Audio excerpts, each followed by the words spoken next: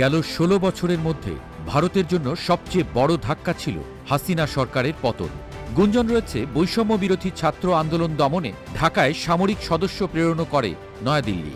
যদিও ৫ আগস্টের ছাত্র জনতার স্বতঃস্ফূর্ত আন্দোলনে দেশ থেকে পালিয়ে হাসিনাকে আশ্রয় নিতে হয় ভারতের রাজধানীতে। ৪ মাস পর আবারও ধাক্কা খেল মোদী সরকার। সম্প্রতি পাকিস্তানি নাগরিকদের ভিসা নিষেধাজ্ঞা শিথিল করেছে বাংলাদেশ। পাশাপাশি শিথিল করা হয়েছে সিকিউরিটি ক্লিয়ারেন্স বা নিরাপত্তা ছাড়পত্র।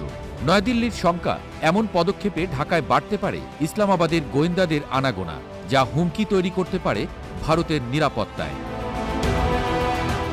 ভারতীয় গণমাধ্যম ইন্ডিয়া.কমকে দেয়া সাক্ষাৎকারে দেশটির এক প্রতিরক্ষা বিশেষজ্ঞ দাবি করেন, পাকিস্তানের গোয়েন্দা সংস্থা ইন্টার সার্ভিসেস ইন্টেলিজেন্স বা আইএসআই এজেন্টদের কর্মপরিধি বিস্তারের লক্ষ্যে এমন সিদ্ধান্ত নিয়েছে ড. মোহাম্মদ ইউনূসের নেতৃত্বাধীন বাংলাদেশের অন্তর্বর্তী সরকার।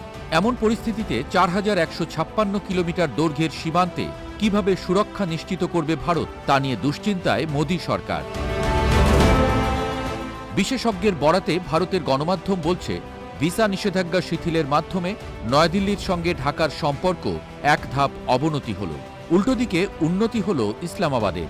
বেশ কয়েক বছর ধরেই অস্থিতিশীল সেভেন সিস্টার্স, মণিপুর, মিজোরাম ও আসাম সহ বেশ কয়েকটি রাজ্যে চলছে বিচ্ছিন্নতাবাদীদের স্বাধীনতার আন্দোলন।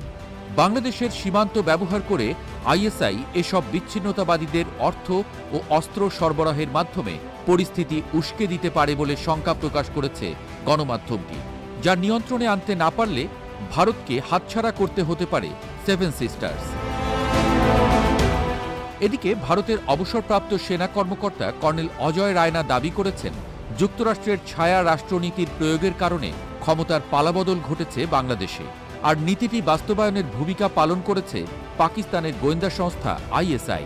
হাসিনার আমলে গ্রেপ্তারকৃত কথিত সন্ত্রাসীদের ছেড়ে দিয়েছে ইউনূস সরকার, যারা এখন যুক্তরাষ্ট্রের ছায়া সরকারের হয়ে কাজ করছে। সামরিক বাহিনীর সাবেক এই কর্মকর্তা আরও দাবি করেন, শীঘ্রই পূর্ব পাকিস্তানে পরিণত হবে বাংলাদেশ, যেমনটা ছিল ১৯৭১ সালে। দুই দেশ একসঙ্গে ভারতের বিরুদ্ধে ষড়যন্ত্রে লিপ্ত হবে। এতে করে নয়াদিল্লিতে বাড়তে পারে সন্ত্রাসী হামলা, মাদক চোরাচালান ও সীমান্ত অনুপ্রবেশ। ইন্ডিয়া টুডের প্রতিবেদন বলছে, সিলেটের আম্বরখানা হয়ে ভারতের উত্তর পূর্বাঞ্চলীয় সীমান্তে অনুপ্রবেশের পরিকল্পনা করছে জামায়াতে ইসলামীর কর্মীরা। গোয়েন্দা সংস্থার বরাতে গণমাধ্যমটি আরও জানায়, সিলেটের পাশাপাশি ব্রাহ্মণবাড়িয়া থেকে আসাম ও মেঘালয়ে অনুপ্রবেশের পরিকল্পনাও করা হয়েছে।